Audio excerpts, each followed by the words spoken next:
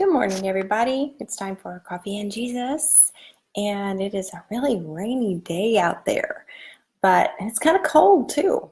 So we're all warm in here. I've got my nice warm coffee, and we're in Matthew chapter 9, and I'm going to start with verse 14 and go to the end. So some coffee. It's a good morning for warm coffee. It's chilly out there. Okay. Matthew chapter 9, starting with verse 14. One day, the disciples of John the Baptist came to Jesus and asked him, "Why don't your disciples fast like we do and the Pharisees do?" Jesus replied, "Do wedding guests mourn while celebrating with the groom? Of course not. But someday," he just moved the whole thing. "But someday the groom will be taken away from them and they will fast. Besides, who would patch old clothing with new cloth? For the new patch would shrink and rip away from the old cloth,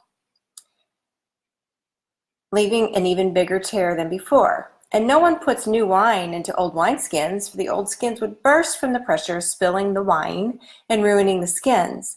New wine is stored in new wineskins so that both are preserved." As Jesus was saying this, the leader of a synagogue came and knelt before him.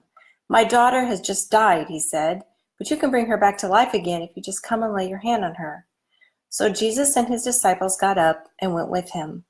Just then a woman who had suffered for 12 years with constant bleeding came behind him.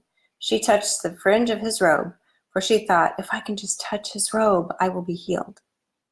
Jesus turned around, and when he saw her, he said, "Daughter, be encouraged. Your faith has made you well." And the woman was healed at that moment. When Jesus arrived at the official's home, he saw the noisy crowd and heard the funeral music. "Get out," he told them. "The girl isn't dead, she's only asleep." But the crowd laughed at him. After the crowd was put outside, however, Jesus went in and took the girl by the hand and she stood up.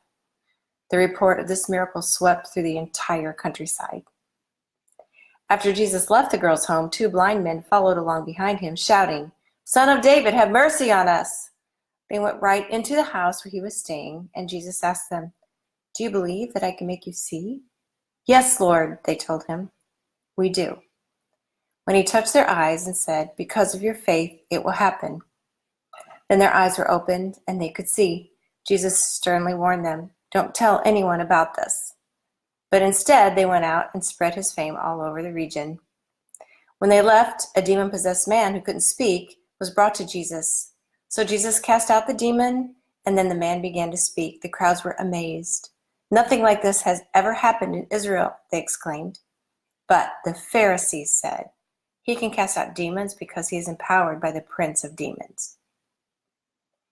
Jesus traveled through all the towns and villages of that area, teaching the synagogues and announcing the good news about the kingdom.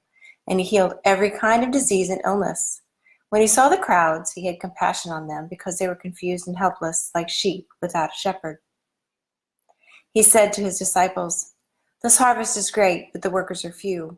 So pray to the Lord who is in charge of the harvest. Ask him to send more workers into his fields." So many things I just don't understand sometimes, like why he would heal someone and say, "Don't tell anybody." I'd be like, "Go tell everybody," but he's Jesus and I'm not. So that is Matthew chapter 9, and it is Friday, so we will pick up again with Matthew chapter 10 on Monday morning. Have a great day and a great weekend.